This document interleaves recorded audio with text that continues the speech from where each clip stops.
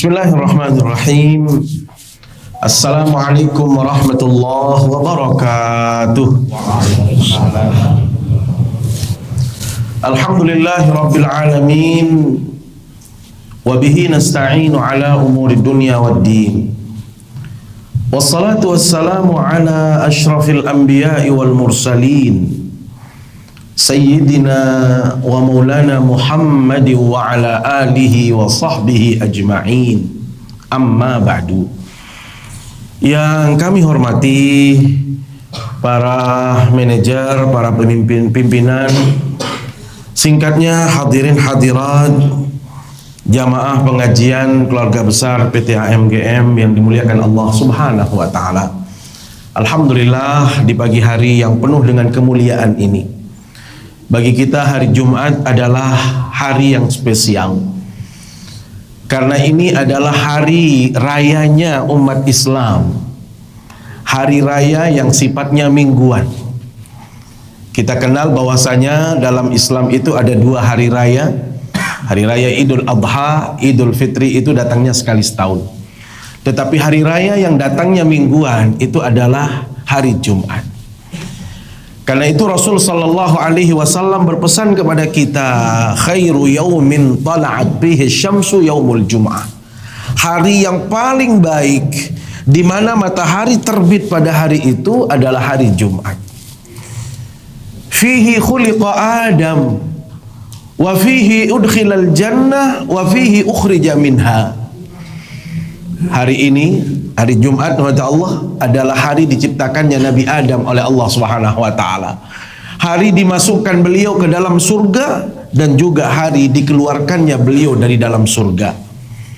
Dan yang paling penting untuk kita garis bawahi bersama adalah wala taqumus sa'atu illa fi yaumil jum'ah. Tidak akan muncul yang namanya hari kiamat kecuali datangnya di hari Jumat. Maka disinilah sebenarnya korelasi kenapa setiap hari Jumat kita dituntut untuk hati-hati, kita dituntut untuk sering mendekatkan diri kepada Allah, lebih banyak beribadah. Termasuk hari Jumat itu adalah pelaksanaan sholat Jumat. Karena tadi jangan sampai datang hari kiamat ternyata kita belum mempersiapkan diri.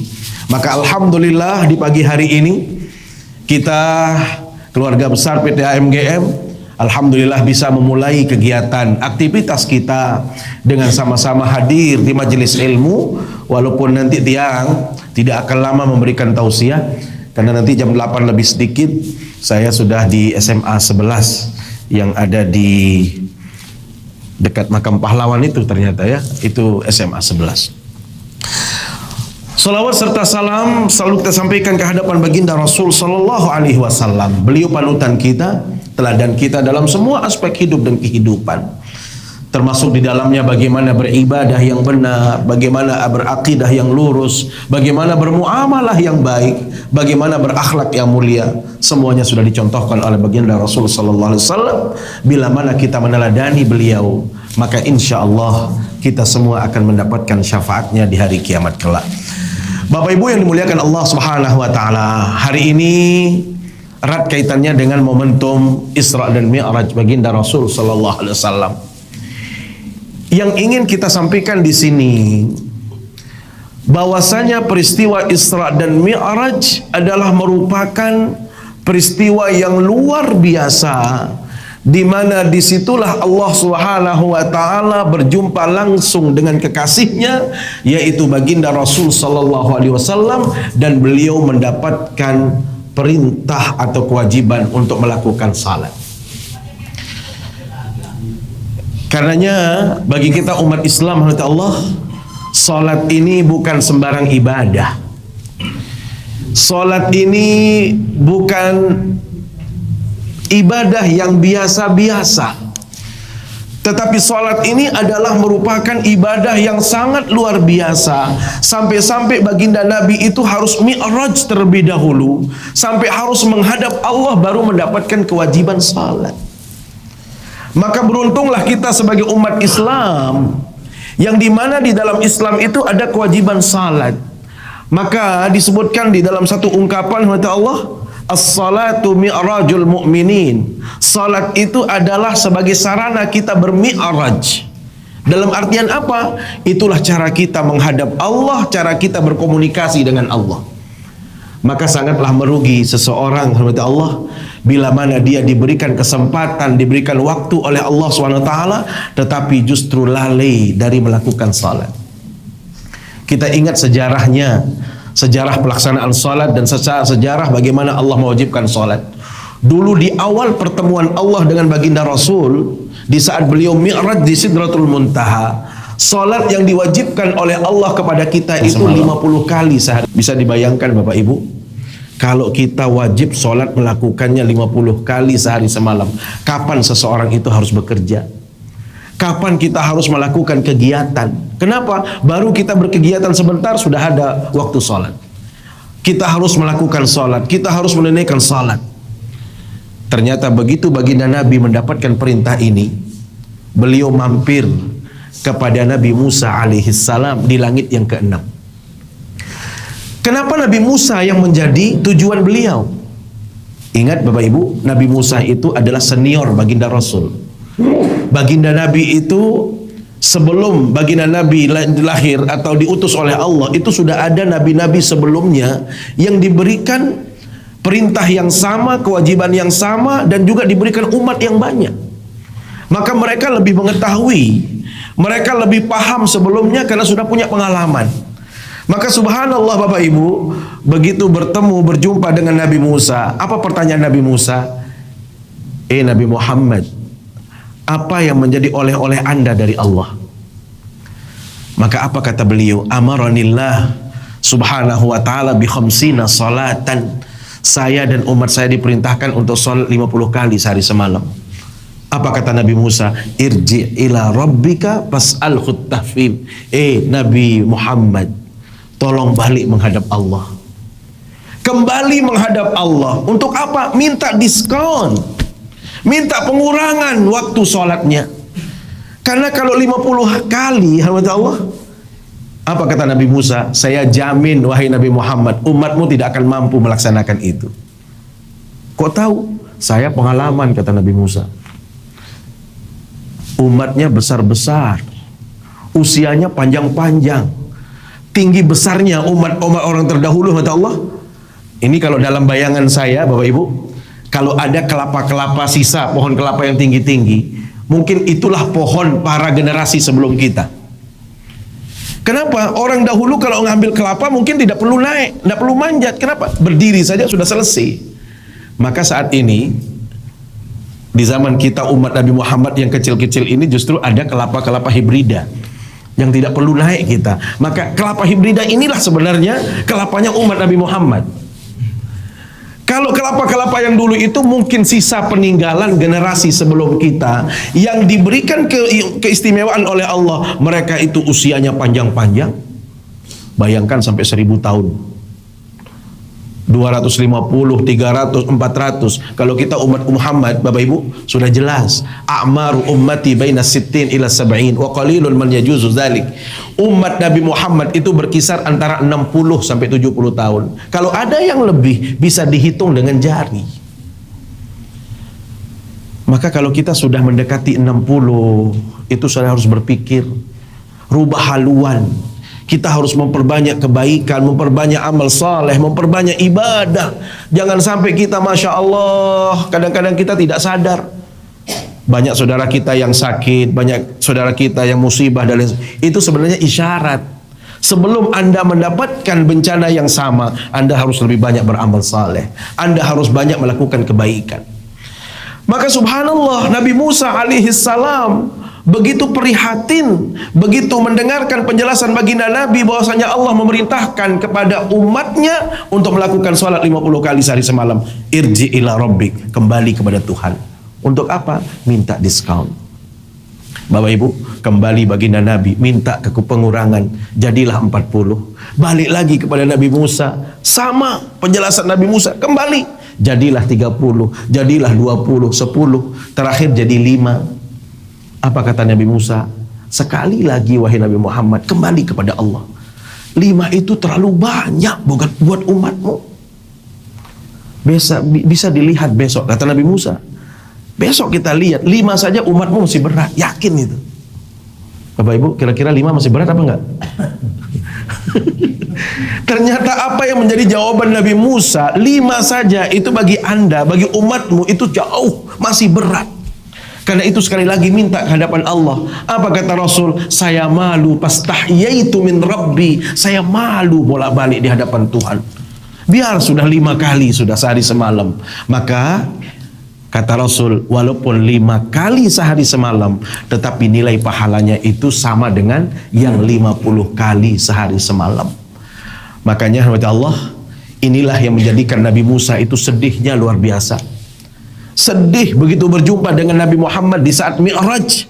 Bertemu beliau di langit yang ke-6 sebelum perintah salat. Begitu akan meninggalkan langit yang ke-6, nangis Nabi Musa. Pertanyaan Nabi Muhammad, mayubkika ya Musa, kenapa engkau menangis? Apa jawab Nabi Musa? Bagaimana saya tidak bersedih? Ada generasi yang junior, yang lebih bawah dari saya, sementara saya ini senior, punya umat juga banyak. Kok bisa-bisanya yang junior itu lebih dahulu masuk surga, barulah kami yang senior-senior. Siapa yang dimaksud? Nabi Muhammad. Dan umatnya Nabi Muhammad itu dipastikan masuk surga terlebih dahulu, barulah generasi sebelum kita, barulah Nabi Musa, Nabi Isa dan lain sebagainya bisa memasuki surga setelah dipastikan umat Nabi Muhammad itu sudah masuk surga. Subhanallah Bapak Ibu. Karena itu 5 kali dalam sehari semalam ini adalah merupakan ibadah yang sangat luar biasa. Walaupun 5 kali, tetapi nilai pahalanya lebih dari 50 kali. Dan inilah menjadi sarana kita berkomunikasi dengan Allah. Maka jangan sampai Allah ada di antara kita karena kesibukan, karena faktor pekerjaan kadang-kadang. Saya semalam miris sekali. Semalam tiang itu pergi Mi'raj ke Praia. Sebelumnya itu agak rada-rada hujan, tetapi di sana itu tidak hujan. Saya sholat di salah satu tempat. Masjidnya mewah besar. Begitu saya datang, saya teriak, mana anak-anak saya tadi yang baca sholawat? Komat, saya gituin. Nggak ada yang berani komat, nggak ada makmumnya, nggak ada satupun makmum yang datang. Begitu besar masjid ini, masya Allah. Saya bilang, mana anak kecil tadi? Sudah komat, sudah komat. Datang 1-2, saya jadi imam. Tidak sesuai dengan Allah, tidak match sekali. Masjid yang begitu besar dengan keramaian orang-orang yang melaksanakan salat. Maka ini adalah tantangan kita sebenarnya dalam kehidupan ini, Allah.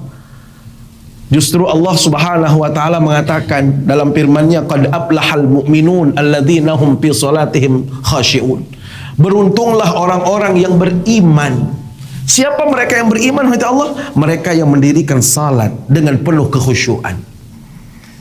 Ini pertanyaannya kita, kata Allah, bagaimana dengan salat kita? Tadi saya berikan gambaran, ada masjid yang begitu besar masih sepi. Padahal kata Allah SWT, innama ya'muru masajidallah man amana billahi wal yaumil akhir. Tandanya orang beriman kepada Allah bila mana dia sudah meramaikan masjid. Sekarang masjid begitu banyak, tetapi banyak di antara masjid itu yang sepi. Maka ini menjadi pertanda dan ujian bagi kita Bapak Ibu, terutama laki-laki. Yang membedakan antara laki-laki dan perempuan itu adalah sholatnya. Kalau sholatnya laki-laki itu diperintahkan untuk sholat kita ke masjid, kalau perempuan, ibu-ibu, justru dia akan lebih baik bila mana sholat di rumahnya, walaupun boleh ke masjid. Makanya kalau laki-laki masih senang sholat di rumah, ibu-ibu, suruh pindah jenis kelamin saja, tuker. Kenapa? Karena kita laki-laki ini harus di masjid. Perempuan boleh dilakukan di masjid, tetapi di rumahnya juga sama nilai pahalanya dengan orang yang berangkat ke masjid. Inilah cara Allah memuliakan dan cara Allah menguji siapa di antara kita yang benar-benar beriman. Hadirin Allah, lihat, bukankah Allah Subhanahu wa taala melalui lisan baginda Rasul memberikan gambaran pahala yang luar biasa bagi mereka yang melakukan sholat, terutama di masjid. Bapak Ibu, sekuat-kuat kita sholat, kalau kita sholat di rumah, bayangkan sholat zuhur sekali, sholat asar sekali, 5 kali kita sholat, itu hanya mendapatkan 5 pahala. Kalau seorang laki-laki berangkat ke masjid, Berangkatnya saja, langkah pertama itu menggugurkan dosa dia. Langkah kedua akan mengangkat derajat seseorang, berarti itu menjadi sumber pahala. Belum lagi sholat dia berjamaah di masjid, 27 kali kelipatannya dibanding sholat di rumah.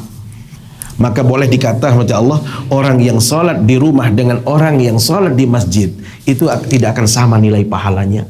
Boleh dikatakan orang yang sholat di masjid jauh lebih produktif dibanding orang yang sholat di rumahnya.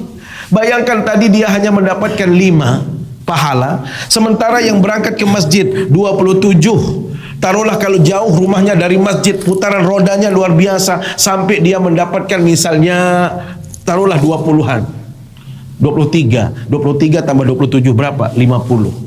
Berarti kalau dia sholat 5 kali di masjid, 5 kali 5 berapa?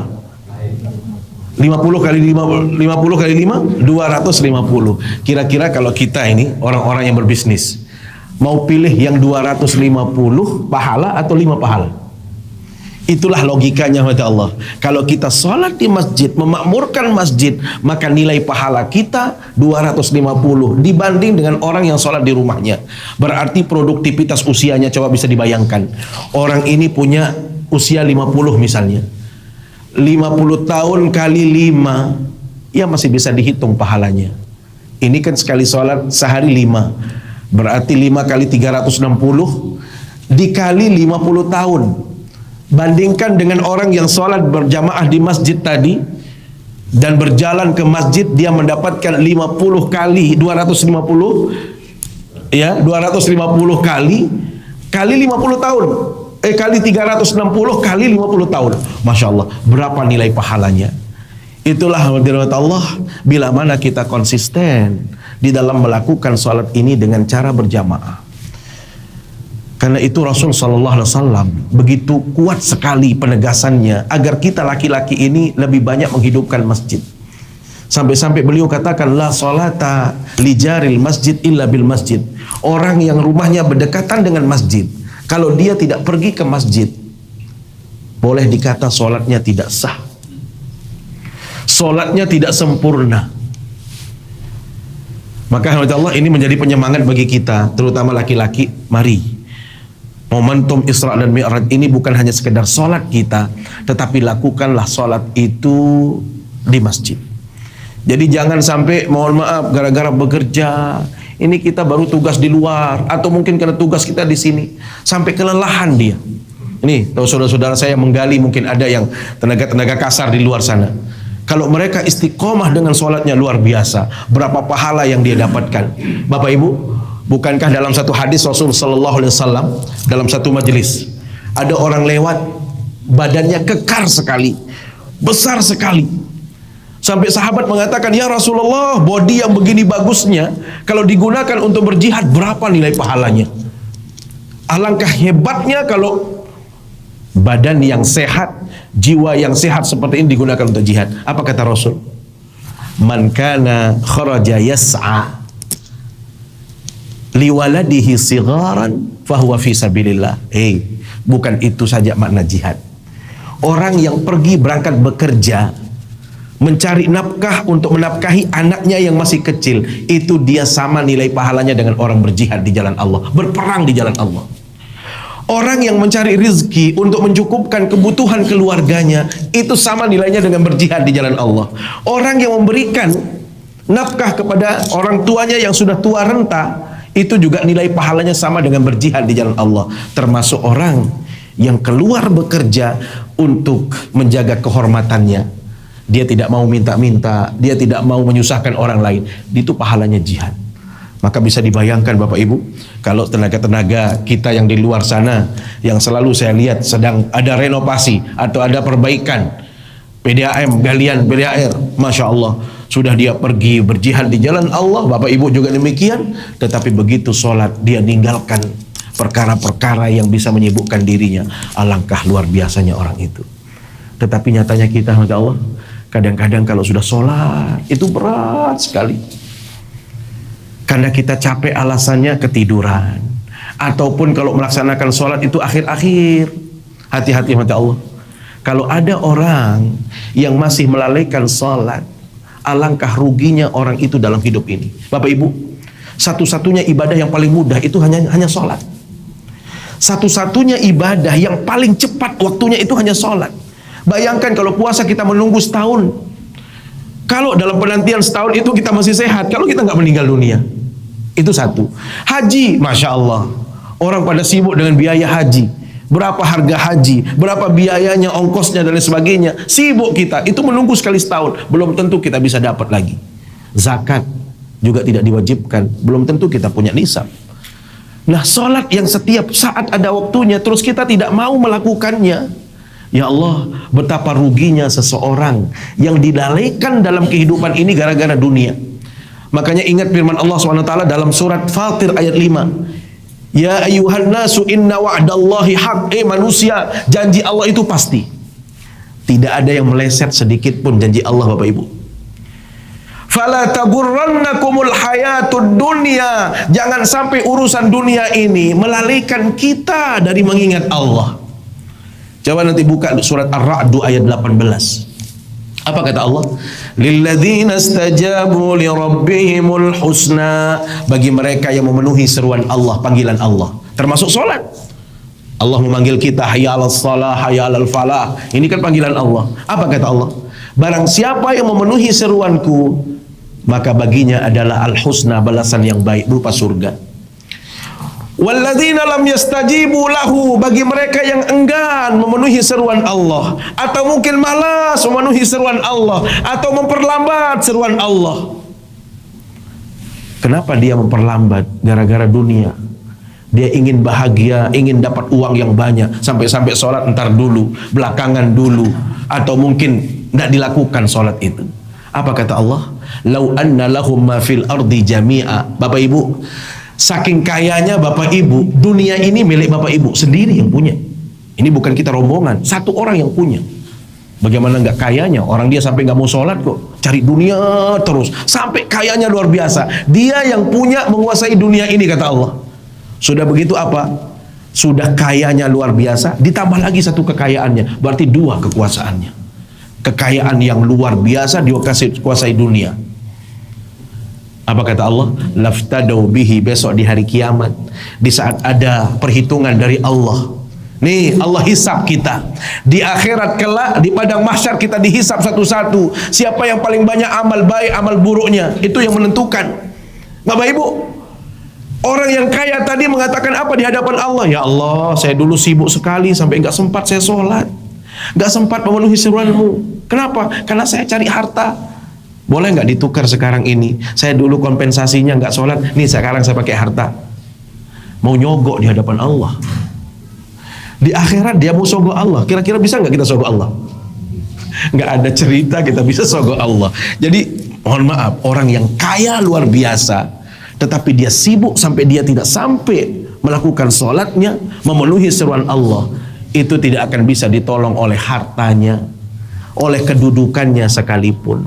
Karena itu kata Allah, salat inilah yang menjadi penyelamat kita. Maka jangan sampai fala tagurrannakumul hayatad dunya.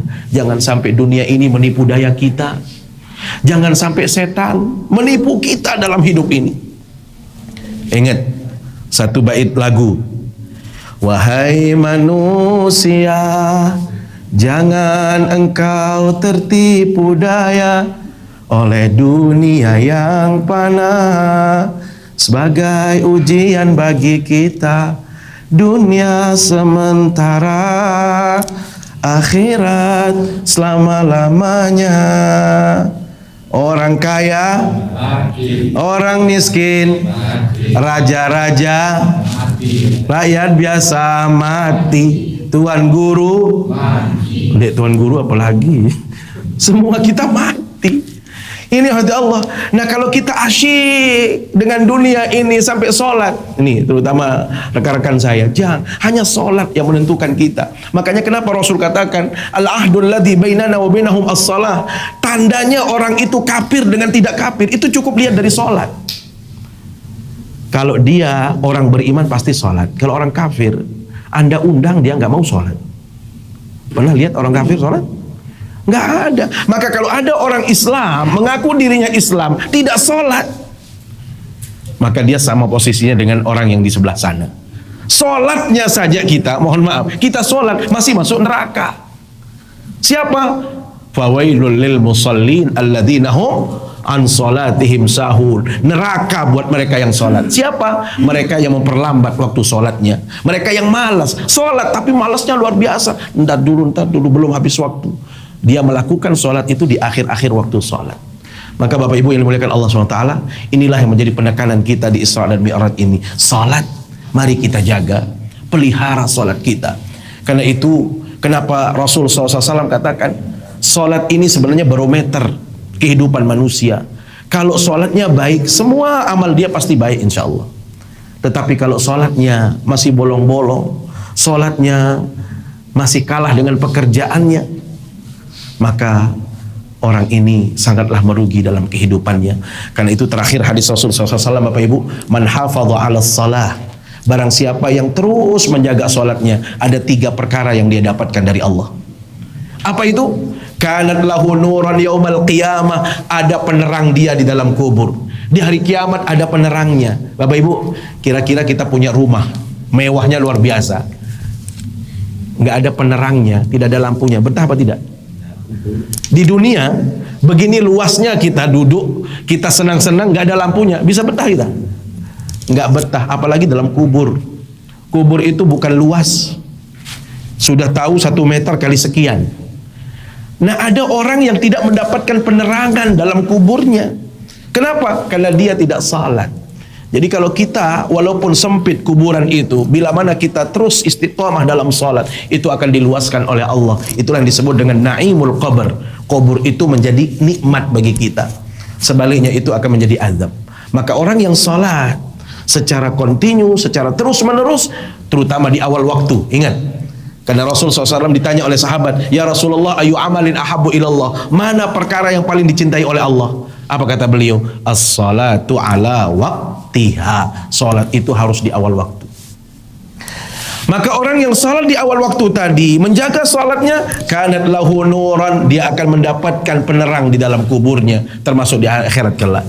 Wa burhanan, ada buktinya dia di hadapan Allah sebagai orang beriman.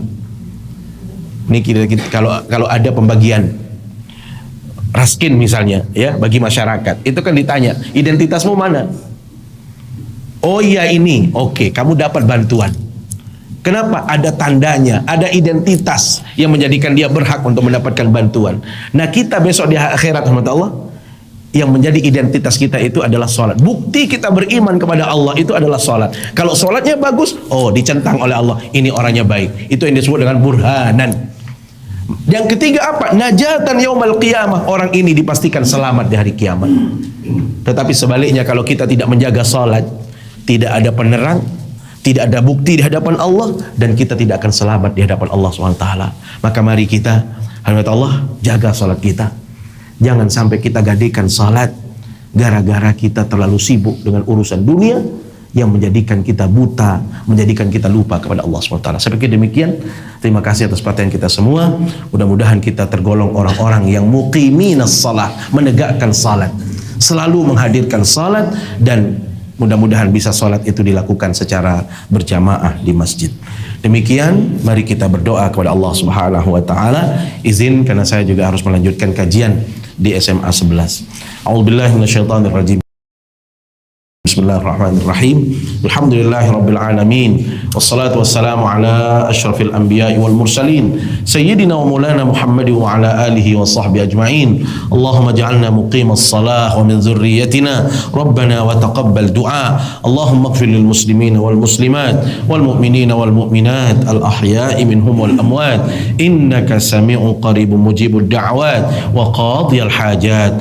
Allahumma rabbana hab lana Rabbana hab lana min azwajina wa dhurriyyatina qurrata a'yun waj'alna lil muttaqina imama. Rabbana atina fid dunya hasanah wa fil akhirati hasanah wa qina adzaban nar. Wa sallallahu ala sayyidina Muhammad wa ala alihi wa sahbihi ajma'in. Subhana rabbika rabbil izzati amma yasifun wa salamun alal mursalin walhamdulillahi rabbil alamin. Subhanakallahumma bihamdika asyhadu an la ilaha illa anta astaghfiruka wa atubu ilaik. Wassalamualaikum warahmatullahi wabarakatuh.